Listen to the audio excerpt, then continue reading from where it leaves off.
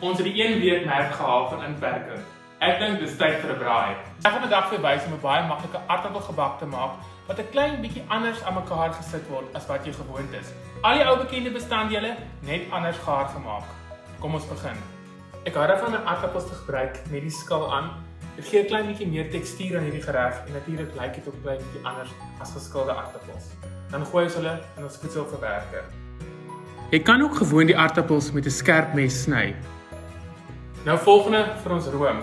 Plaas room in 'n groot pot oor hoë hitte. Ons gaan eers 'n sous maak waarin die aardappels gekook word. Voeg nou by heel knoffelhuisies, dan 'n handvol vars timie en 'n paar laurierblare. Volgende, 'n klein bietjie droë brandrussie. Ek hou daarvan om 'n gerookte een gebruik soos 'n chipotle chili. Dit gee net meer geur en meer smaak. Dan 'n stukkie botter, net om alles nog meer leeks en romerig te maak. Moenie vergeet van sout nie. Dis baie belangrik om roombasis souse genoeg sout te gee. Dis wat al die geure en smake na vore gaan bring. En nou tyd vir ons aardappels. Plaas jou gesnyde aardappels by die roommengsel en roer deur om seker te maak die aardappels is goed bedek met die room en al die geurmiddels. Onthou, jy kan self besluit hoe baie van die geurmiddels jy wil byvoeg. Ek hou alles heel, sodat ek van dit kan uithaal later wanneer ek voel die geure is sterk genoeg. Kom ons sit ons aardappelgebak aan mekaar. Kan sien, ons aardappels het nou lekker gekook, hulle is nie heeltemal gaar nie, maar al die geure van die knoffel, die timie, die brandrussie en natuurlik die laurierblaar hang in die lug.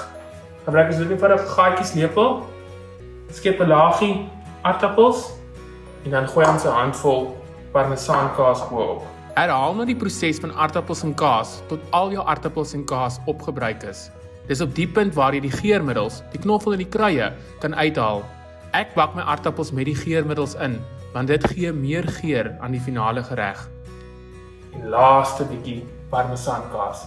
En dan is hierdie aardappelgebak reguit oontoe.